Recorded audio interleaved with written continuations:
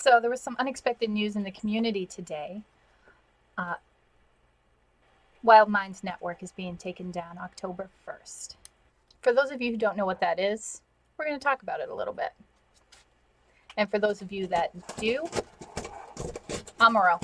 And for those of you that do, I'm going to put a bunch of links to other maladaptive daydreaming communities down in the description.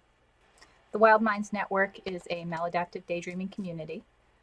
It actually has the distinction of being the oldest maladaptive daydreaming community. And here's how it happened. So as you all know, the first paper that coined the term maladaptive daydreaming was written in 2002. And then kind of nothing happened with it until 2009 when Jane Bigelsen found the paper and pushed for a psychologist to do a study on her. I have a video all about that called A Brief History of Maladaptive Daydreaming if you want to check out what happened with her. At the same time, another woman in Oregon was looking into what was up with her. That was Cordelia. So like most maladaptive daydreamers at the time, she was Googling her symptoms and not finding anything, since the advent of the internet, just trying to figure out that she couldn't be the only one. Eventually, she made a post on a forum, Revolution Forums. To be honest, I'm not sure what it is, but it was there. And she started getting a bunch of comments back from people saying, oh my God, that's me too. One of the people who commented back was Cynthia Shupak. And if that name sounds familiar, it's because she was an early maladaptive daydreamer researcher and co-authored the compulsive fantasy study. So they started emailing back and forth, kept in contact, and eventually Cordelia made, in 2009, the Wild Minds Network, the first and for years only maladaptive daydreaming community. So that was where researchers would go to recruit people. It was really the only place until the Reddit was made, but that wasn't until 2013. And even then, it was years more until the Reddit caught up with Wild Minds numbers. Wild Minds was for a long time also the biggest. And Cordelia herself was the first named maladaptive daydreamer.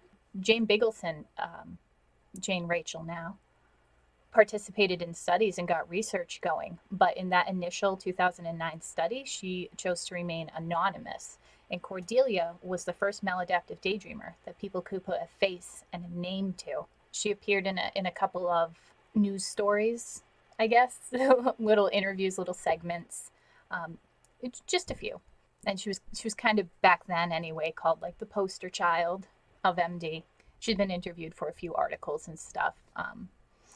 But after a while of that, she's moved on. She took a step back from things and just hasn't been as active in the community, which didn't have a great effect on the Wild Minds Network. Cordelia and Wild Minds have their place in maladaptive daydreaming history, but Wild Minds has been winding down for a few years now.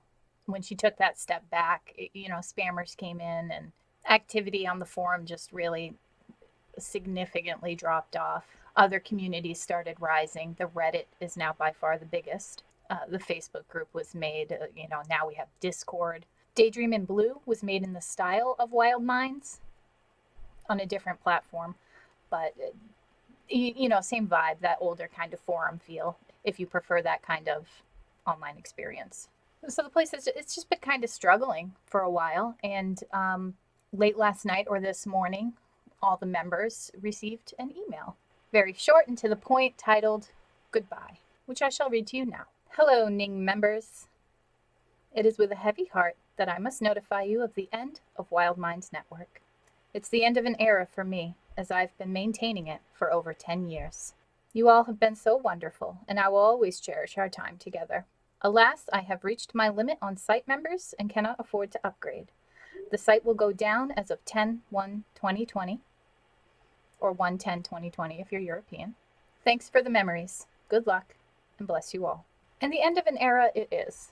Wild Minds is kind of the OG MD community, but honestly, it's time passed a while ago. But we can't discount all the good things it did. I mean, its contribution to the researchers alone is a big deal. We wouldn't have got very far if they couldn't find anyone to participate in those early studies. Have you ever read the Guide to Maladaptive Daydreaming?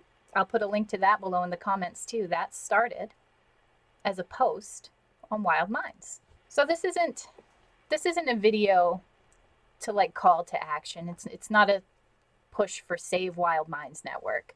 She's made her decision, and most people moved on a couple years ago, if we're being honest here. But for all you who are still active there, down in the description, I'm going to link a bunch of communities. Check them out. Facebook, Daydream in Blue. I mean, there's even communities on Tumblr and Instagram. There's the subreddit, of course, 43,000 members. You'll find plenty of people there. And that's kind of it, guys. This is happening. It's over. It's gone.